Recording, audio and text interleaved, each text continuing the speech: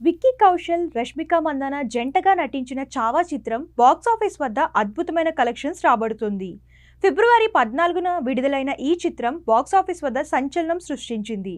విడుదలైన కొన్ని రోజుల్లోనే ఈ సినిమా బాక్సాఫీస్ రికార్డులను బద్దలు కొట్టింది. ఈ సినిమా విడుదలై 16 రోజులైంది. ఈ 16 రోజుల్లో చావా ఎంత వసూలు రాబట్టింది? సినిమా కలెక్షన్స్ ఎలా ఉన్నాయి?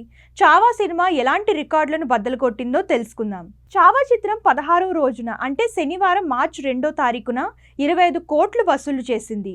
తద్వారా 16వ రోజు లేదా అత్యధిక వసూళ్లు సాధించిన హిందీ చిత్రంగా రికార్డు సృష్టించింది. పుష్ప 2 సినిమా 3వ శనివారం నాడు 21.50 కోట్లు వసూలు చేసింది. పుష్ప 2 అనేది భారీ సంఖ్యలో థియేటర్లలో విడుదలైన పాన్ ఇండియా చిత్రం అని గమనించాలి.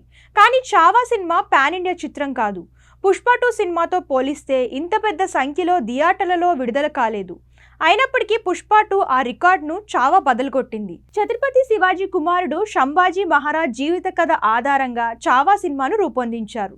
ఈ సినిమాలో ఆయన భార్య యేసుబాయ్ పాత్రలో రష్మిక మందాన అద్భుతంగా నటించింది.